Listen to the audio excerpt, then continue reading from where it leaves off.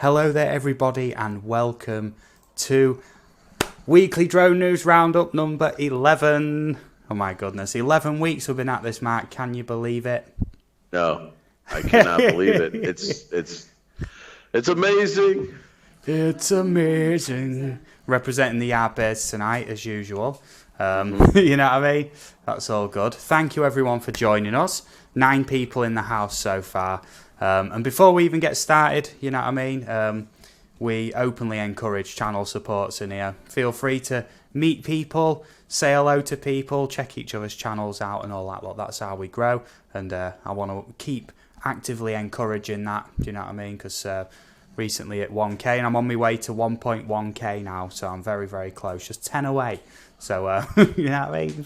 Feel free to shout this stream out as well. That's all good.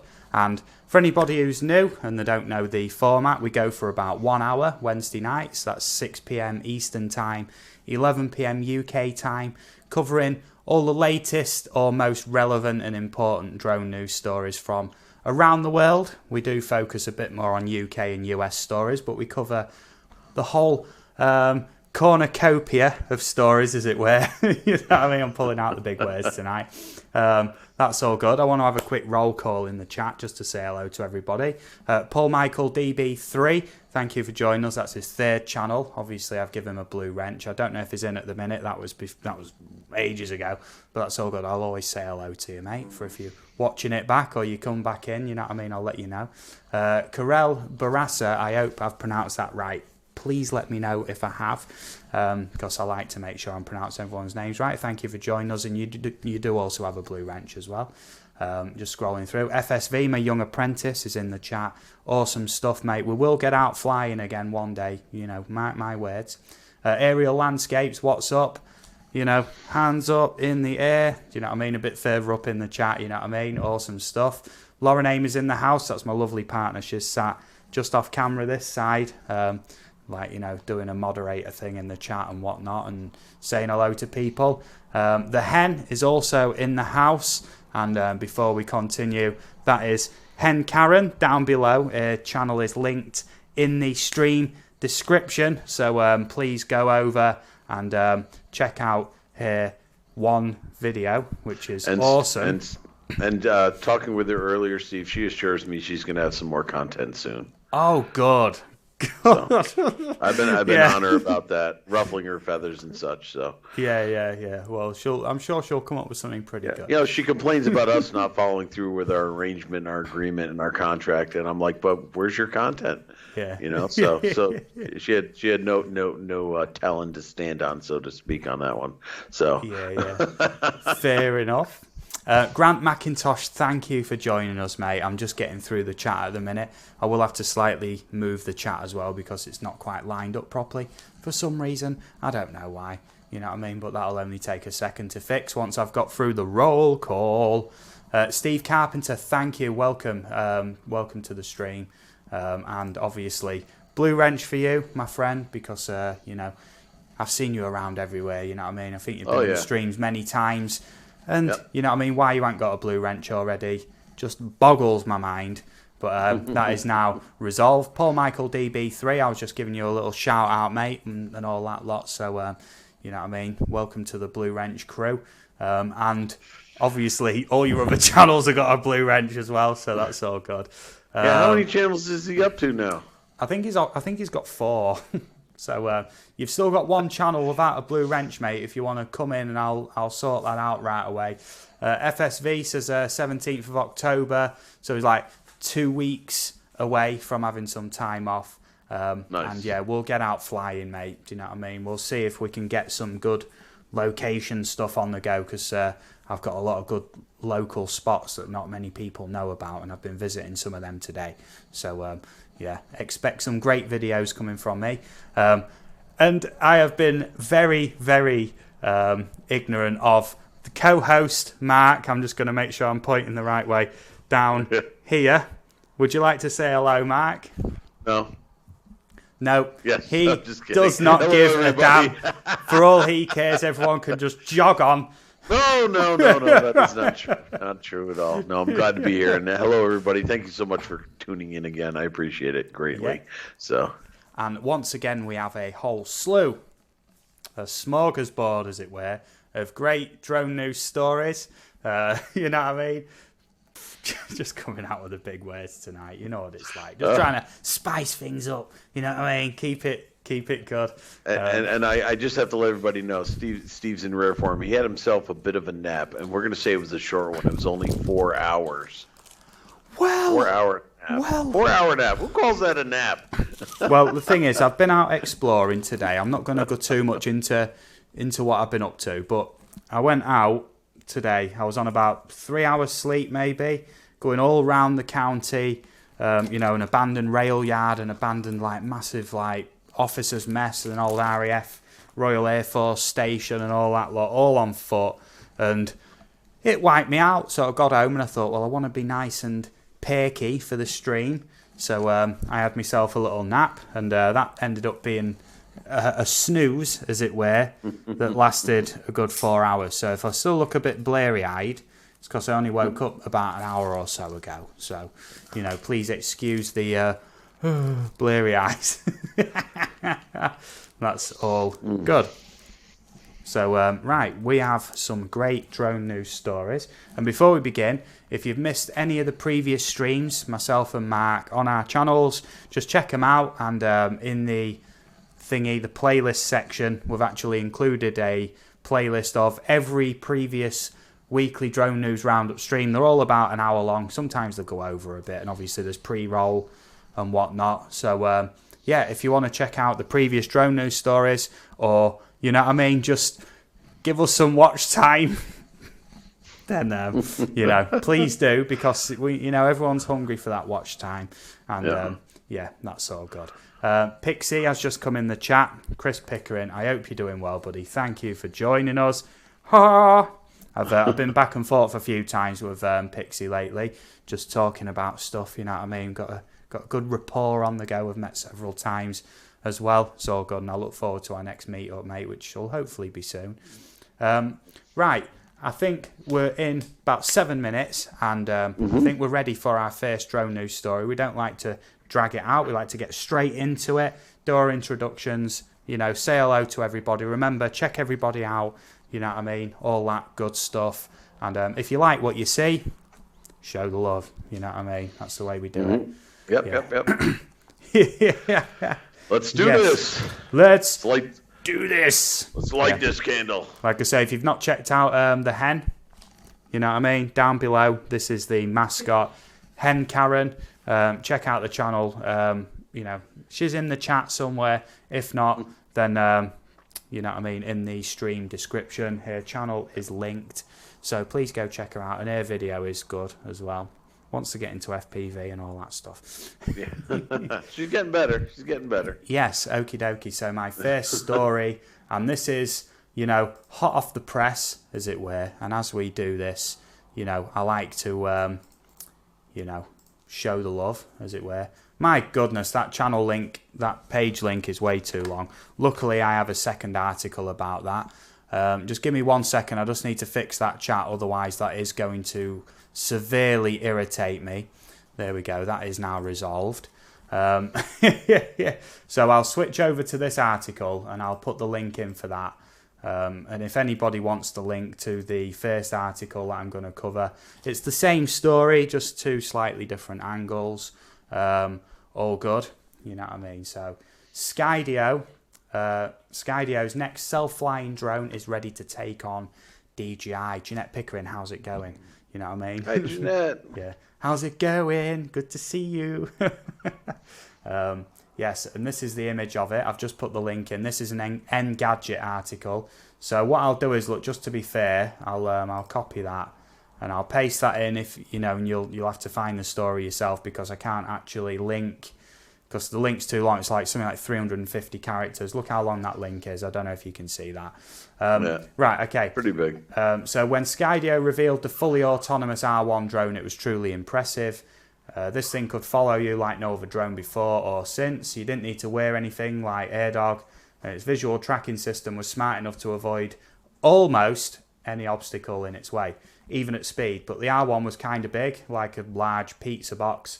And at $2,500, prohibitively expensive for the majority. You could also, you also couldn't really control it yourself in a meaningful way, so it wasn't as versatile as DJI's cheaper Mavic 2 Pro. Now the Mavic 2 Pro is a beast. Enter the SkyDo 2, the second drone from the company. It's much smaller, has an improved camera, can be flown like a regular drone via an additional controller, and has a secondary beacon controller that's perfect for active pursuits. And it only costs $999. So this time around, DJI might have one of its eyebrows raised right now, and if it doesn't, maybe it should. Now this article goes on, you know what I mean? Just carries on through it. It's a 4K drone, 60 frames a second. You can choose other frame rates and whatever. I'm just going to paraphrase a little bit. The controller's $150 each if you want another one. Mavic 2 Pro costs $1,729. But the Mavic 2 Pro is the standard at this point, isn't it? I still like my Mavic Pro 1, you know what I mean? That's all good. It still does the trick. That's cool. So obviously I'm not going to read the entire article. You can see just how long this is going on for. It's quite extensive, and I'll skip to this one as well. Like I say, this story is hot off the press. This is from October the 1st, so from yesterday. And like I say, I'll relink this in the chat as well. And I was doing a little research there, Steve, so I apologize if I'm overlapping or repeating something. You remember I'd asked where SkyDo comes from, who manufactures it? Yes, you didn't mention that, did you? I found out who does that. It is actually an American company out of Redwood City, California. Oh, nice. It is so for the sake of the issues we're having with government agencies not being able to use DJI drones because of the fear of capturing imagery and sensitive information. We may have an option here for government agencies. If this proves to be as good a drone as it is, they may be able to use this on the home front, so to speak. So with no fear. So it's nice to see some competition for DJI. Let's be honest. Yeah, DJI's sort of sat up in its ivory towers at the minute, pretty much unchallenged in the camera drone sort of sector. And a bit of healthy competition is good. It'll innovate, it'll drive prices down, hopefully. And DJI at the minute could basically charge, within reason, basically what they wanted. And people would still be buying the drones just because they are top dollar. They really are. The Mavic Pro 1, the Mavic Pro 1's like 2 or 3 years old now, the model, and it's still performing to the limit. I mean, I've been flying that for 14 months maybe since I crashed my first one, and yeah. And, you mean that one behind? You mean that one behind you there? Oh, that's my first one. Yeah, that's my expensive. That's my expensive ornament Mavic, not my flyable Mavic. That one's all messed up on the inside, and it's my own fault. And I mean, let's be honest too. These things can fly in 20, 30 mile an hour winds and still not shudder. As far as the imagery, I have flown a Mavic Pro, 27 mile an hour winds with 33 gusts, and that thing held steady. Yeah, it was like that in the air, but it didn't move. GPS hold on it is very, very good. I mean, and just the stability of the gimbal is just astonishing. So it's hard to complain about DJI. I know some people hate it because they are quite the monster, but come on, it's a good product still. Lauren Amy says she's still not happy about me smashing the first drone. It's a learning experience, isn't it? You know what I mean? I fly extremely carefully now, and you've seen the amazing footage that's come from my new drone. Lauren, think about the mileage he's getting on that story too. Oh yeah. That has been referenced now hundreds of times, which is all good, right? Yes, 800 quid. Yes. Okay. Right. Rub it in. Dig that in. Where's the dagger? Jeanette says Pixie knows not to come home if he crashes his. Right. Sleeping in the kennel. So this drone looks like it's got sensors all over it, so it's going to be like very crash resistant. Don't know how well it'll pick up on thin tree branches or like power cables. That's usually the Achilles heel of most object avoidance systems on drone. Very thin objects like cables and stuff.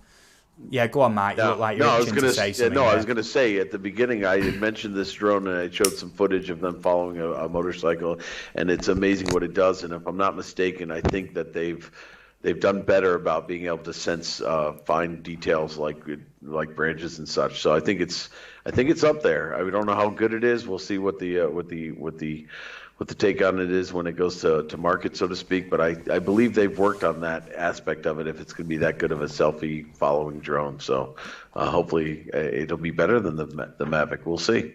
Yeah, and although this does look very impressive, it doesn't have the sleek lines of the Mavic, does it? It looks, it looks a bit like a toy, doesn't it? It does, yeah, it does. Whereas the Mavic actually looks like a serious bit of kit. For anybody who don't know, it feels solid. It feels good, and it is very, very dependable when you're not smashing it into signposts. And if I'm not mistaken, it looks like the two front props are mounted underneath. Is that? Do I see it correctly? Yeah, that's an interesting innovation. That is, yeah. I don't know how that.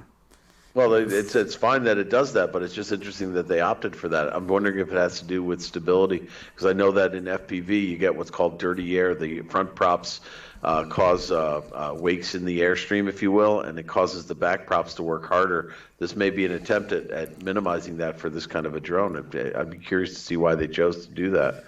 Possibly, or it could be where there's actually more weight towards the front or the back, so it's just a way of balancing it a bit better. Does it fold? Does it fold like the Mavic? It doesn't fold.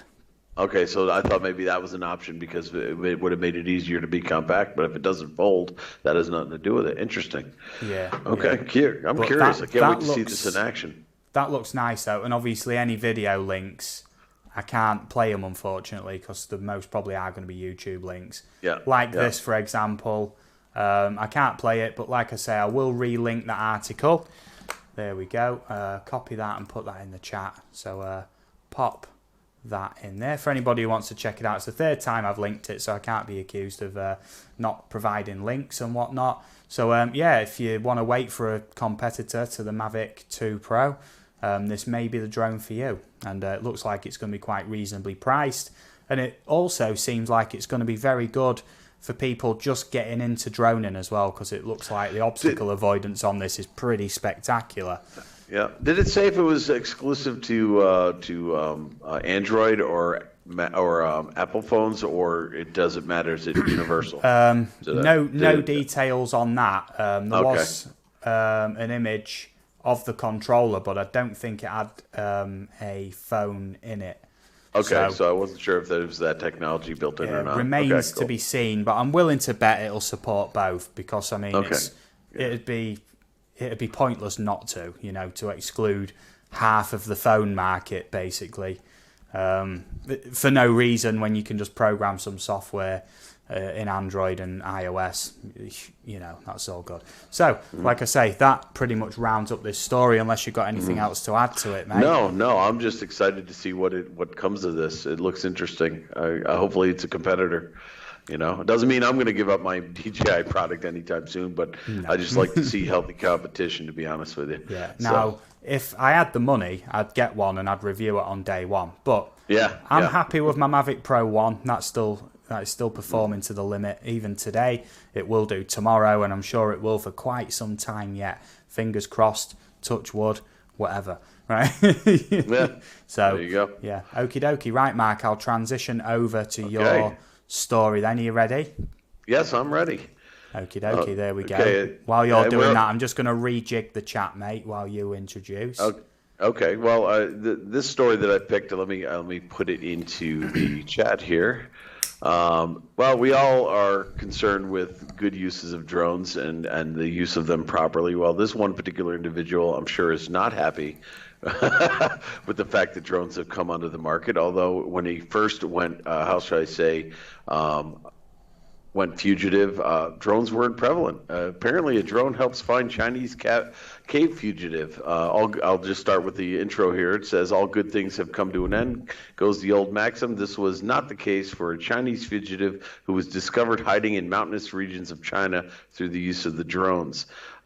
Basically, this gentleman who was arrested for reasons unknown, not mentioned in the article, had spent time in a prison camp, was able to escape, and for the last 17 years had gone unfound until a drone had been flying overhead and saw a piece of blue steel peeking out of the canopy of the forest near the cave.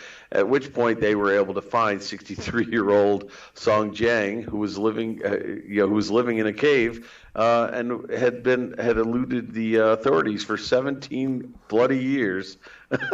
That's good going in China, to be fair. and I'm sure if he found out it was a drone, he's not happy. But again, is that a good thing or a bad thing? Good thing to find fugitives, bad thing for the fugitives. So I'd say it's a good use, but I kind of feel bad because this guy was going on the run for 17 years. That's pretty good on any continent as far as I'm concerned. Yeah. This was reported just October 1st. So this was posted October 1st in Drone Life, and again, a trusted news source that you and I know have frequented. Anybody who wants to check out a good place for drone news, you can go to Drone Life. But pretty impressive.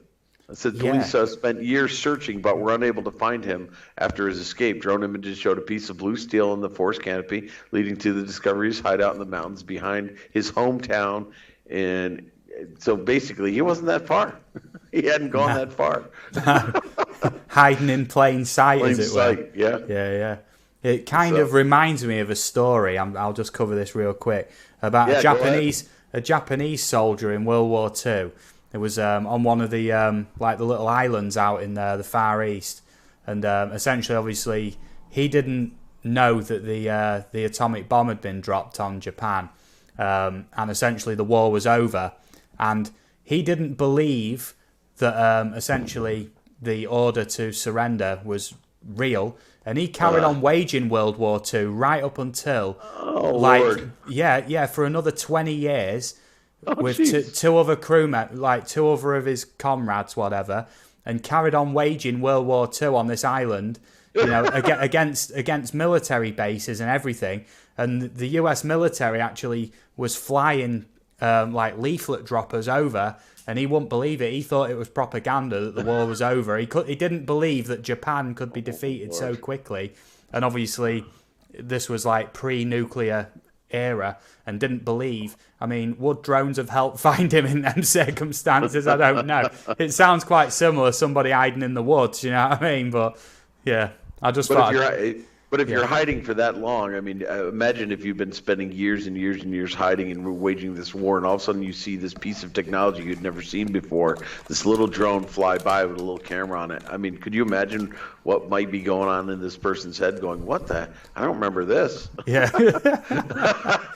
Probably shoot it out of the sky not knowing. Hello, PD Tech. Welcome to the stream. Thank you for joining us, mate. Much appreciated. We're currently covering the story of a Chinese man on the run for 17 years and was recently caught by authorities using drones, right? So, that has been rumbled. Now, surely, any sort of legal, depending on what he was on the run for. I mean, if it was something, like theft or something like that, after all that time is now, 65, you say?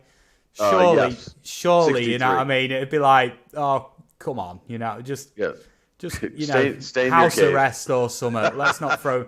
But you never know. It's China. They're quite strict and they're quite heavy-handed with the sentences. So he might not ever get out.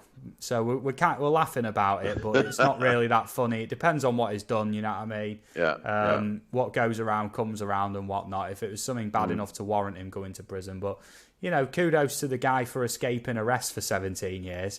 I'll give him that. Do you know what I mean? That's some bushcraft skills right there. I'd say so. That's impressive. Yeah, off the grid. Years. You know what I mean? Yeah. they have these shows of guys that live in the woods, and they have competitions, and they have to live off the land and stuff, and they last 2 months, before they crack. This guy did it for 17 years, for crying out loud.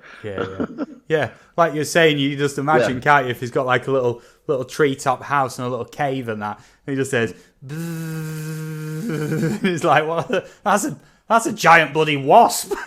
Yeah. You know what I mean? You know what I mean? It's like, oh, can you imagine actually living off the grid for that long? And then it's like, you finally get brought back to civilization, and it's like, oh yeah, by the way, there's a such thing as like the internet now. Everyone in the world's connected. You can speak to anybody.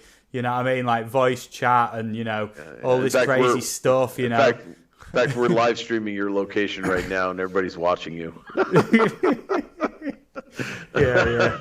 PD Tech's wondering what he was eating. Probably a combination of things like wild plants, mushrooms, and grubs, probably. Yeah. Oh, Lord. Oh, dear. Worms and ants, yeah, most probably. Yeah. Probably cooking up ants and stuff, yeah. But unless he had some sort of way of raiding like local shops and stuff, you don't really know. But just out of curiosity, Steve, have you ever eaten insects?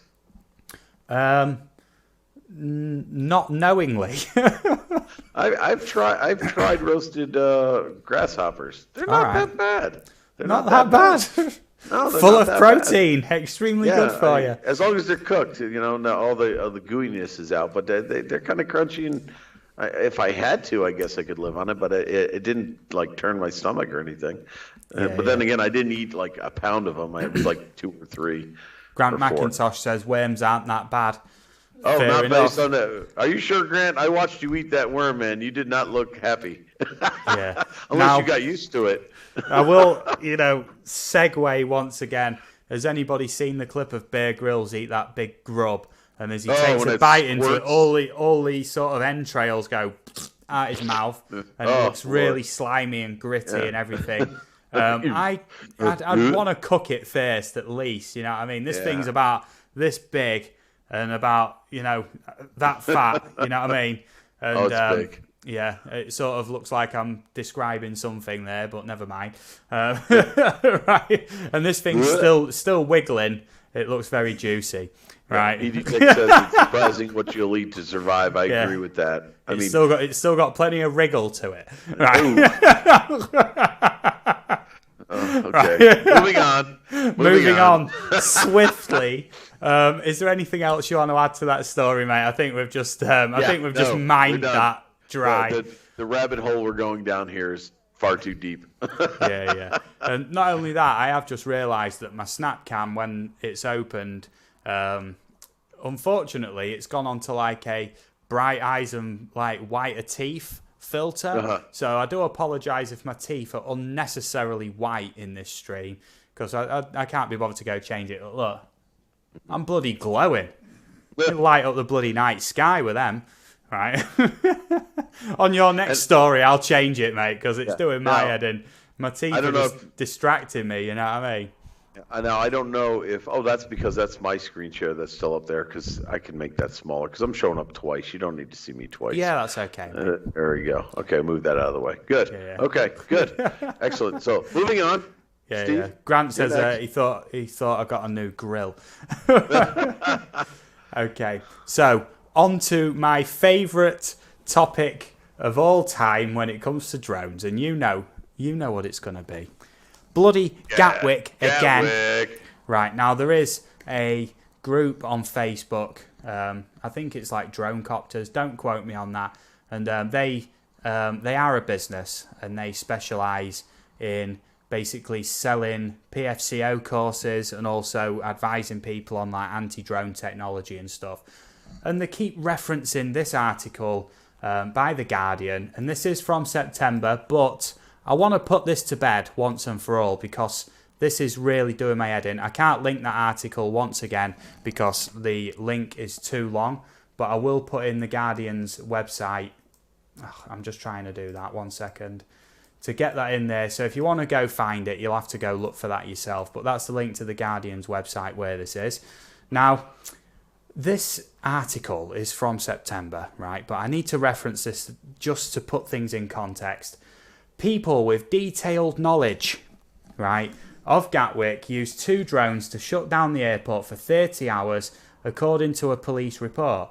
A total of 1,000 flights were disrupted, affecting more than 140,000 passengers during the 3-day incident, which began shortly after 9 p.m. on the 19th of December last year. Sussex Police received 129 sightings of drone activity, with 109 of these from credible, in inverted commas, witnesses, including a pilot, plus workers and police at the airport. And let's just make this clear, not one of them has come forward with a public statement.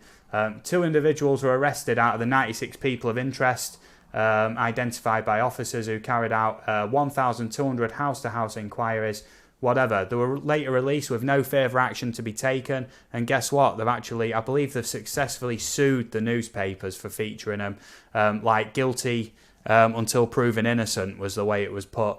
Because they basically got plastered all over the papers. Witness statements show activity happened in groupings, on 12 separate occasions, from between 7 and 45 minutes. On 6 of these occasions, witness clearly saw 2 drones operating at the same time. Get out of town, honestly. You know what I mean? This is from September 27th. Now, let me flick to the next article, but real quick, I'll say hello to Dennis from DGM Films. Hello, mate. How's it going? Thank you for joining us. DGM Films puts out some great videos. Not only that, I haven't checked on your, your bully video recently. I'd be keen to know how many views that's on, because last time I looked, it was 560,000 views that video had. Very, very good. Will you just have a background check on that video, please? Because I'm very keen to know. And he also recently hit 5k subs. Very, very good. Channel doing very well. Please check him out. If there's a channel I could recommend, DGM Films, Bully, Dear Diary. Yeah. What views is that on, real quick? Because I'm sort of losing my flow here. Right. Okay. Right. I'll flick on to the next article while Lauren does the research work in the background. Now, this article, right, obviously, this is what puzzled me a little bit. This article is from the 27th of September, right, The Guardian. Next article, BBC News, where is it? Wow, 637k views. That's crazy. Well done on that, Dennis. That's awesome, mate. This article that I'm going to link in here, right, from the BBC, I'm getting sidetracked a little bit here, but, I have to congratulate Dennis. This is from the same day, 27th of September 2019, from the same day. Gatwick Airport drone attack. Police have no lines of inquiry, right? So why is that? Let's just question that real quick, because I want to put this to bed once and for all, because I'm sick of people talking about Gatwick as if it actually happened as a drone incident or whatever.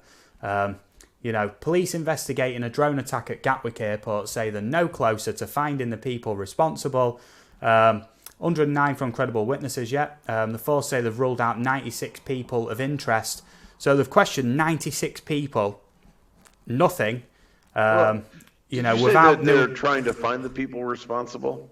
Yes. Now they're not going to. There were no people responsible. Yes. Right. Let me just put this into context from everything I've learned so far. The year before, Manchester Airport, some idiot was flying his drone round the runways. Manchester Airport in the UK, similar circumstances at the end of the runway. Within 10 minutes, the police were there. They'd got the guy. They'd got his drone. And I don't know what's happened to him since. But it took 10 minutes for the police to get there and sort it out. Why, over 3 days, can 2 people operate drones around Gatwick and not be caught is beyond me. Right, let me just tell you what the police brought in to combat these drones. 20 extra police squads on perimeter duty. So there was no point around the fence where you couldn't have line of sight of a drone going over, basically. The British Army Sniper Unit, and obviously they'll bring in spotters, scopes. They'll be the experts in spotting things at distance, right? Nothing. 2 police helicopters rotating, so there was always a police helicopter in the sky with forward-looking infrared for anybody who flies drones. Drones get very hot when they fly, and forward-looking infrared is a heat camera, basically. And also, in the end, they brought in the anti-drone technology from Syria, from a war zone, during the later stages of this drone attack, and they caught nobody. Does it seem like this was just ghosts of drones or something like that? You know what I mean? And in the drone community, there is a joke that everyone wants the Gatwick drone battery, because at points the airport was shut for like 12 hours or something with continuous drone sightings. Right now, my theory is that this is credible. You know what I mean? From a credible source, newspapers and that. At the same time, Gatwick was going on. Heathrow was having computer issues because they'd installed a new computer system. Gatwick also had that computer system installed. Now, the thing is, at Heathrow, they refunded passengers because it was an error on their fault. Or error on their part, should I say. At Gatwick, they didn't have to refund anybody because it was circumstances beyond their control, right? Which equals millions and millions and millions. And conspiracy. How much easier would it be to say, no, we keep seeing drones, whatever, right? There might be credible witnesses, but no public statements from anybody to date that I've seen saying, yeah, we saw a drone. Now, let's think, affecting 140,000 people, most of them trapped in the airport or planes on runways, in the age of the smartphone, and there's no credible footage of a drone, no credible surveillance footage of a drone, no police helicopter footage of a drone. There wasn't drones. It was a computer issue, whatever. And since then, Gatwick and Heathrow have had sporadic computer issues where they've had to ground flights and stop landings. I mean, but they can't use the drone excuse twice, because now it's like, well, why ain't you still got that thing from Syria there taking the drones down?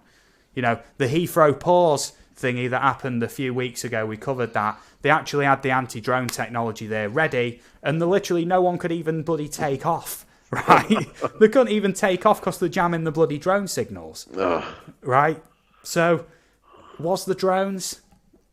No. There's no credible lines of inquiry because there was no drones, right? Hopefully, I have now covered this comprehensively.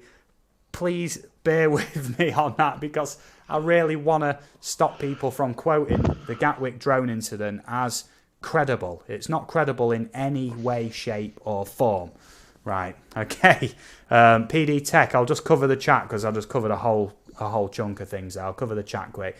PD Tech, no chance there were 2 drones flying around Gatwick over a 3-day period. Were police, airport staff, press and public looking out for a rogue drone pilot? Yes, indeed. I fly in some pretty rural places, and within 5 minutes there are hikers, cyclists, joggers, dog walkers, anglers passing by, asking what I'm doing. Yes, indeed. Yes, indeed, yo. You know what I mean? All them people there, not one person got the phone out. Yeah, exactly. How many cameras were at Gatwick over them 3 days? Yeah, the world's media. This was world news that Gatwick was closed. There'll be people all over with very, very good cameras. BBC News, all the major news outlets as well would have been there with very, very good cameras. And there's no credible footage of a drone because there wasn't one. Okay. Rojo Droner, welcome to the stream. Roger's in the house, the Quadfather, Canadian Drone Hub. Now, for anybody who doesn't know of the Canadian Drone Hub, I'm sure that you do anyway. But please, go visit him, show him some love. He does daily live streams, you know what I mean, covering all things drones, FPV, camera drones, remote control RC, computer games, all sorts of channels go in there, some paranormal channels as well.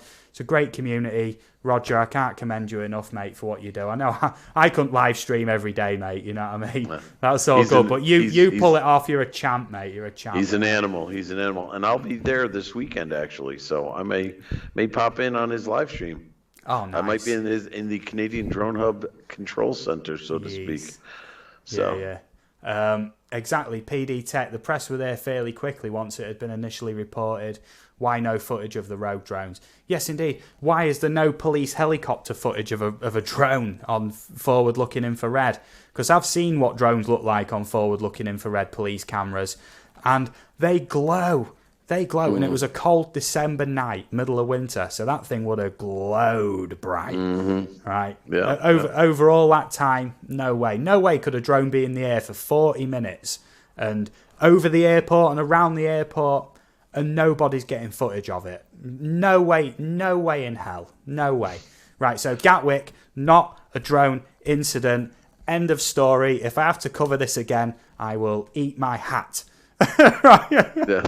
Well, I'm getting the feeling that you're I don't want to say you're enjoying this concept, this story, but you definitely have a bee in your bonnet about Gatwick. Yes, because in the UK, you mention you're a drone flyer, and it Yeah. goes, "Oh, you've been to Gatwick lately?" Oh, it's like, Jesus! Yeah. So come I off got it, please.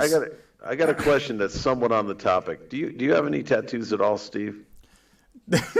No, I'm going to get one across my forehead, though. No, I'm thinking about one on your shoulder that says Gatwick sucks. I don't know, Yeah. something to that effect, because this bears some accreditation here. Oh, let's not forget 6 days after this Gatwick drone incident thing, a controlling stake of 51% of the airport was sold to a French firm.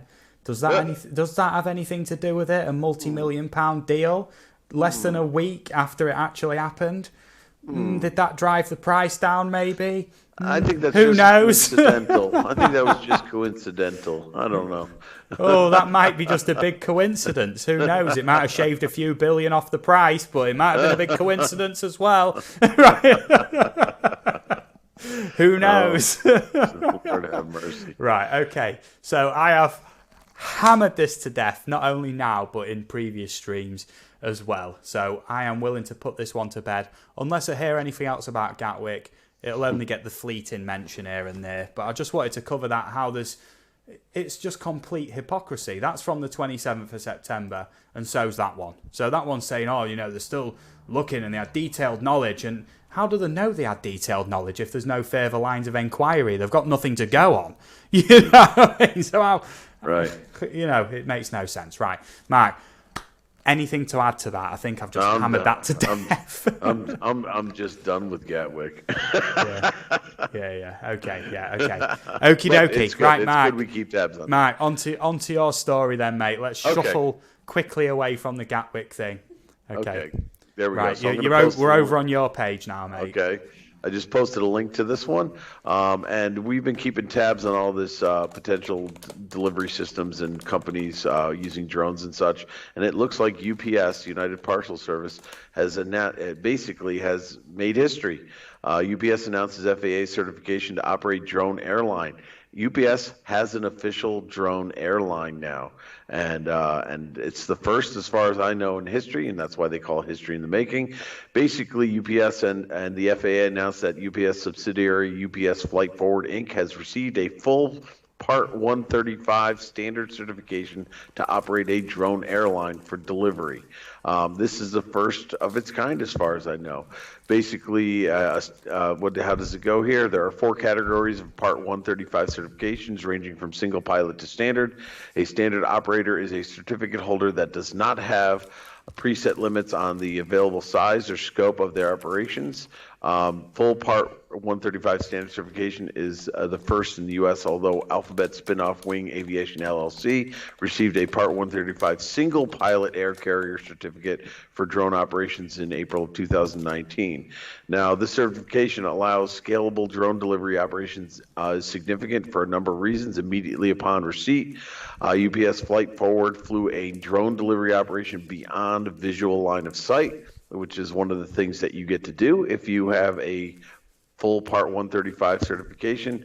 And they did that delivering, let's see, where it was beyond visual to Wake Med Hospital campus in Raleigh, North Carolina. The company says that the flight was not only the first BVLOS flight for drone delivery, but also the first revenue-generating delivery flown beyond visual line of sight. The mission was flown with a Matternet M2 quadcopter.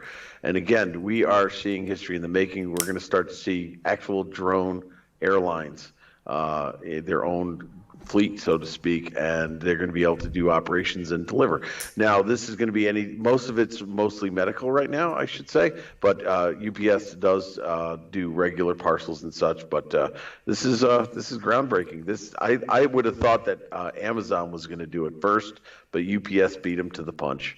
So kudos to UPS for doing this. And this was have slipped right under the radar with that, haven't they did.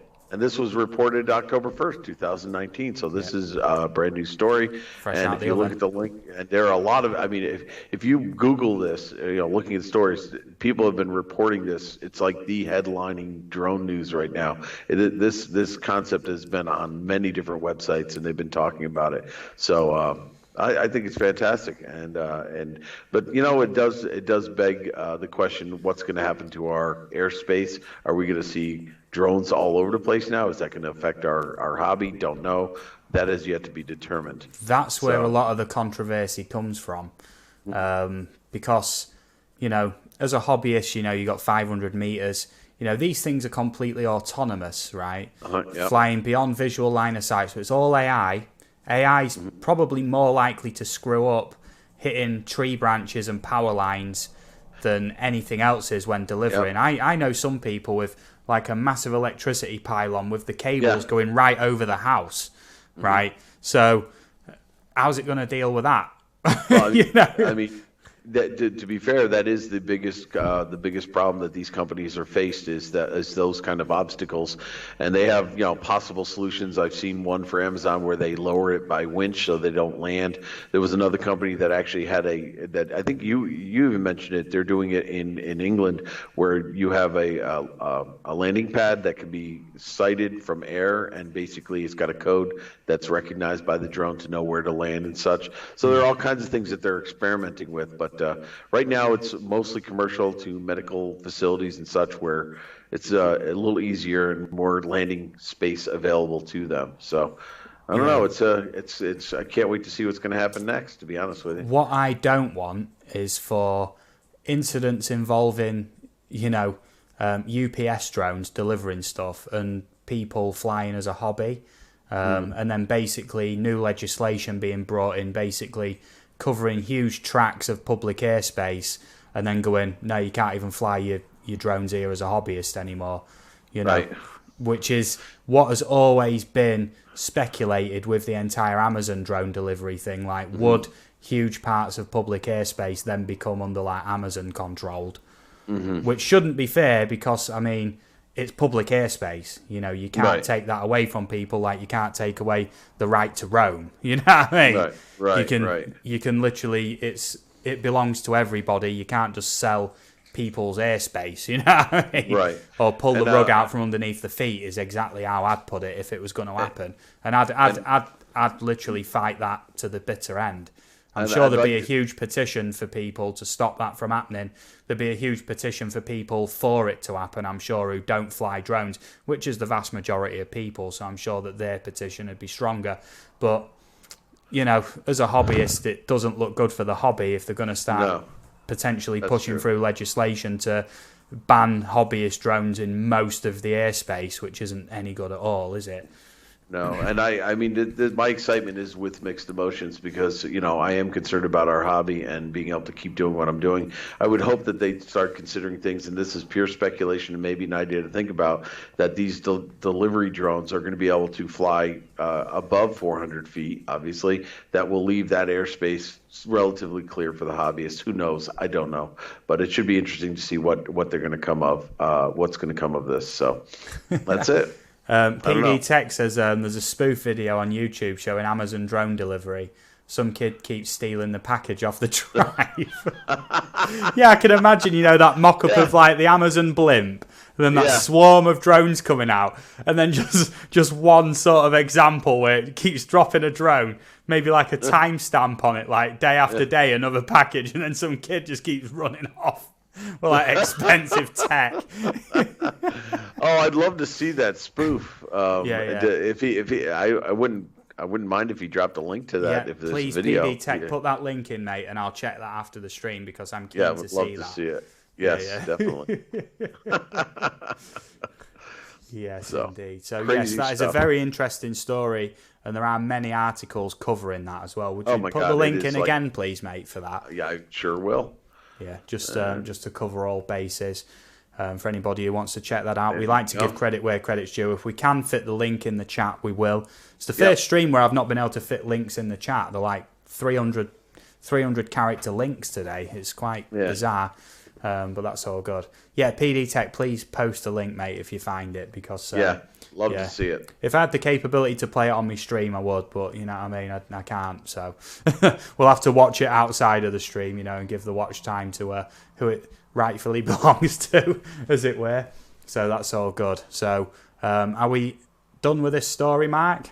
We are done with this story. Okie dokie. Right, I will switch over to my next one then. And this one is not exactly hot off the press, but I found it very, very interesting. And I will switch over, and that is an Australian article. And I will paste this in the chat. There we go. Oh, 186 characters, that one fits. Croc spotting drones to patrol North Queensland skies. Now, if anybody knows, in Australia, they get some pretty big crocodiles. I nearly swore there. So Surf Life Saving Queensland will deploy drones equipped with special crocodile spotting AI in North Queensland this summer to better protect swimmers. It's been developed by a multi-organisation team combining drone tech, artificial intelligence, cloud computing into a flying eye in the sky that can spot a crocodile in murky waters with much greater accuracy than a human. There we go, look, and that's the drone there, look. It's got a bit of a strange name. It's called the Wetpack Little Ripper. That's a very Australian name. The Wetpack Little Ripper, right, which incorporates croc spotting technology in action above the Mowbray River.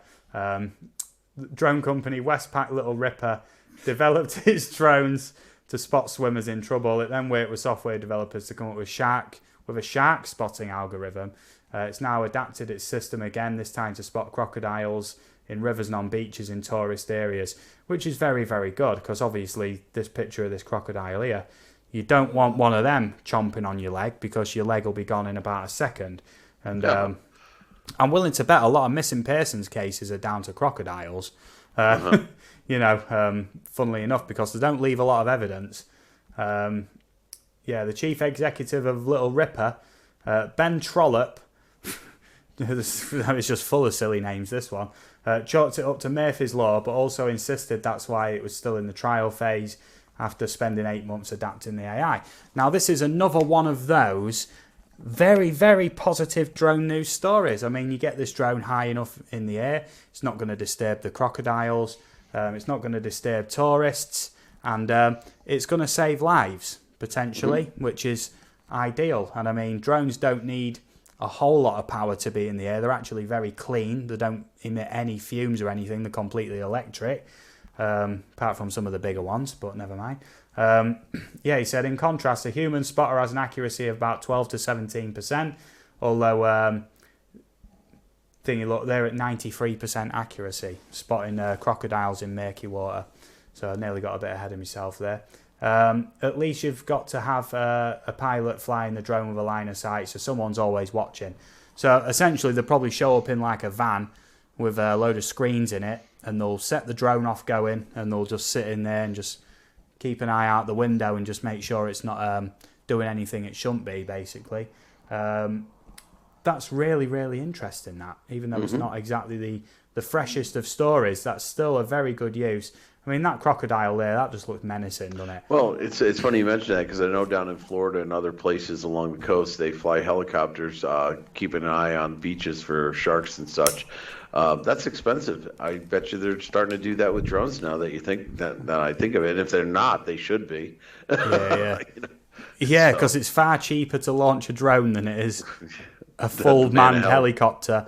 I believe the statistics, there was a Freedom of Information request done on Humberside Police around here, and just to launch their police helicopter, it cost £5,000. Just to launch. That's literally taking off and landing. You know, because obviously you have to do all the flight checks, clearances, you got to pay your staff, you know, you're paying for all kinds of things just to take off. That doesn't include fuel or anything like that, or risks while in the air, insurance, I don't believe. You know, so that's expensive. With a drone, just send it up, innit? You get your trained operator, send it up, and just pay your operator. You know what I mean? That's the way you do it. Yep. And Steve, not to detract from your story, but I was able to find the link to that parody, and I got confirmation from PD Tech. I've already posted it in the chat. for that parody of Amazon delivery, and I watched a bit of it, and it's pretty funny. Okay, right. So, anybody put that wants to see video it, on watch later for after the stream. Don't rush over to it now, please. No, I'm No. kidding. Right, that's all good. But I put it there so that you could go and look at it. It's not very long, and it's pretty funny. So I could see that being a problem. Yeah. Thanks for the link, PD Tech. That's much appreciated, mate. Yeah. 19 likes on this stream. That is awesome. Thank you, everybody who's hit the like button so far. Very and nice. thank People you, are on everybody, the for ball. not hitting the dislike button. Yeah, Mark, you got another story lined up for us, mate? Yes, I do. Okay. Yes, I do. So let me copy the link. Yeah, copy that and post that in the link. And basically another good use of drones when it comes to rescue. Here we go. FLIR introduces new gas detector for drones. This is within the last week or so. FLIR Systems has announced the FLIR MAUV C360, a multi-gas detector specifically built for unmanned aircraft systems. Now, what the system is designed to do is not only take aerial photographs and video with FLIR cameras and being able to see heat signatures and whatnot, but if you look at the picture, you see this long probe sticking out the front. This is designed to detect gases in the atmosphere pertaining to what's going on for first responders. I mean, you come onto a scene of a fire or an accident, and the last thing you want to do is rush in there with the appropriate protective gear, particularly when it comes to gases that you cannot see or smell, let's say. And this is meant to hopefully help first responders decide what equipment to don in order to not, let's say, get poisoned or die from noxious fumes or gases that might be emitted from what's happening in that area. And again, it's a nice piece of technology that's designed to help people. Go figure, huh? The C360 is currently compatible with the DJI Matrice, which is not a small drone. Not a cheap drone either. Not a cheap drone either. Because I'm thinking that with the electronics and what's got to be on there and to be able to transmit the data, it's going to be a little bit bigger than what a Mavic 2 Zoom could handle, let's say. The drone bypasses difficult terrain and enables response teams to quickly draw a perimeter and map known hazards, while preset alarm thresholds help scene commanders or security operatives make decisions. First responders are constantly seeking better and safer ways to do their job, and from the moment the FLIR MAUV C360 arrives in the market, the chemical and gas monitoring process will change forever. So again, amazing piece of technology, and when you think about it, fairly simple too. I mean, they've had this ability to measure and know what's in the atmosphere. It's nice that they were able to effectively attach it to a drone and be able to make appropriate decisions. So yeah, nice little gadget there. I will just sort of cut in real quick. Obviously, working on refineries as long as I've done, that'd be very useful to them. Yeah. I mean, this takes the place of the canary when you think about it. You know, the canary in the mine shaft, so to speak. They send this out first, and they decide whether it's safe or not. And if it's not safe, they'll know what they have to deal with and what they can do to effectively enter the emergency situation. So nicely done, FLIR. Yes, so, very nice. Nice little quick story there. Yes, okie dokie. So, well, we're on the 1 hour mark. Yes, we are. So I do have one other little story. I essentially need to become a subscriber, a paid subscriber of the Financial Times to read the article. I can assure you right now that's not going to happen, right? But essentially the headline reads, Chinese drone maker DJI says US sales ban and affront to industry. We knew that was going to happen anyway with the Trump tariffs and all that lot. That's it. I can't really add anything more to that, but I just thought I'd cover that real quick. Now, Marc actually informed me of a very good website, and this is Dead Drone. Yes. I'm going to switch to this now because we'll finish the stream on this. Very good little thing. This is a website where you can zoom in on all different drone sightings and incidents worldwide, and obviously that's kind of obscured because I was looking at one from this year, but I will put the link in the chat, and you got Marc at Centroid to thank for that. If you haven't gone and supported his channel, please do, because next week the stream will be on his channel.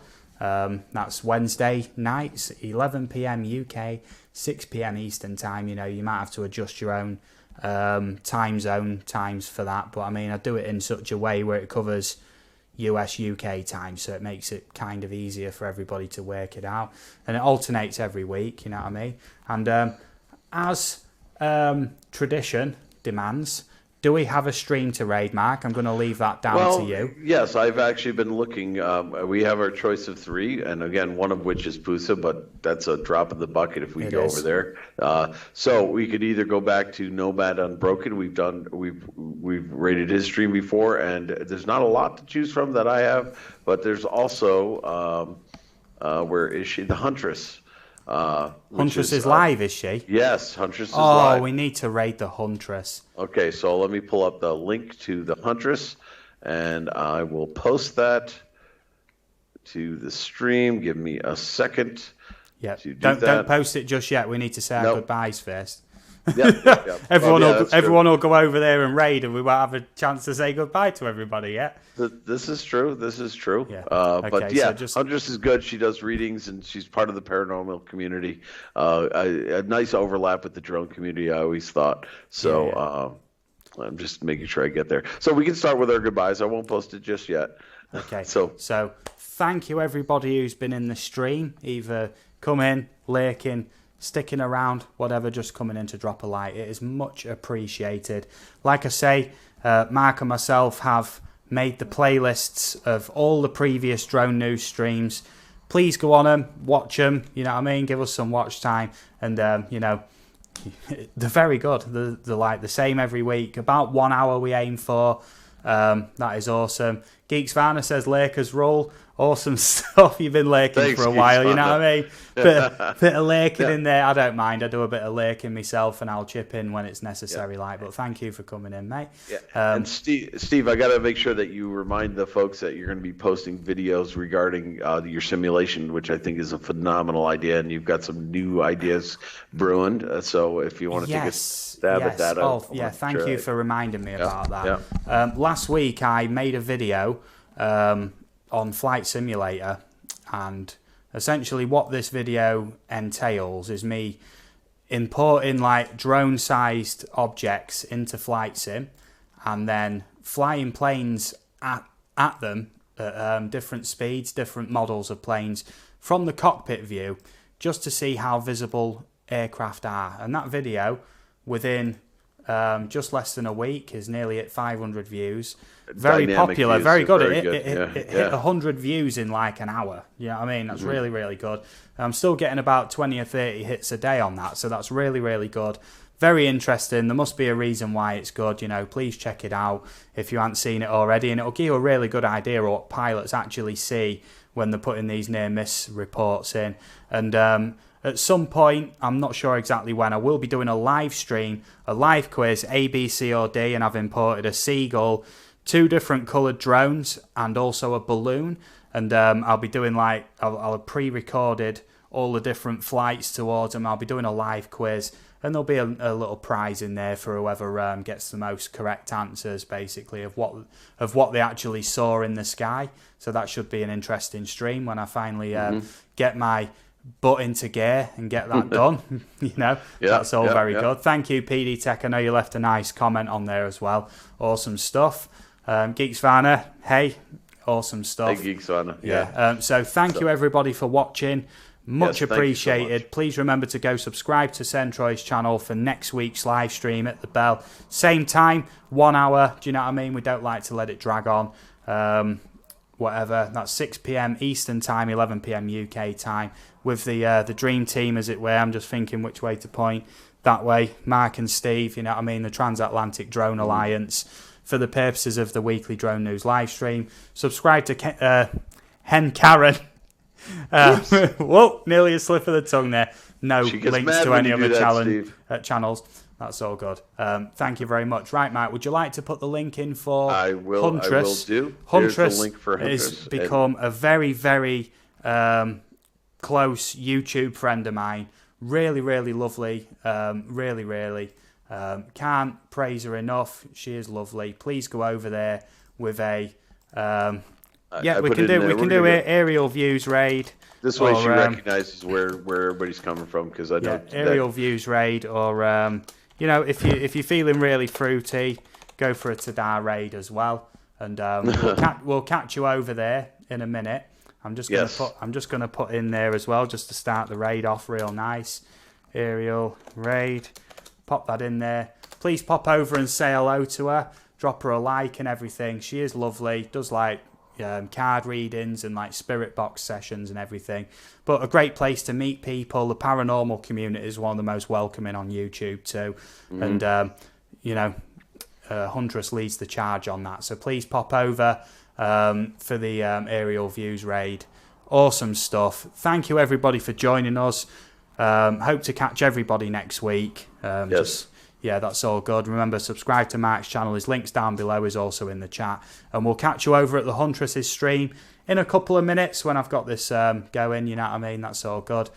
Catch you all real soon. Thank you for joining us. And have a good week, everybody. Yeah, thank you, everybody. I'll see everybody around. I'm always lurking somewhere on YouTube. You know what I mean? I'll catch up with you all soon. Awesome. Have a great day. Have a great night wherever you are. See you all soon. Bye-bye.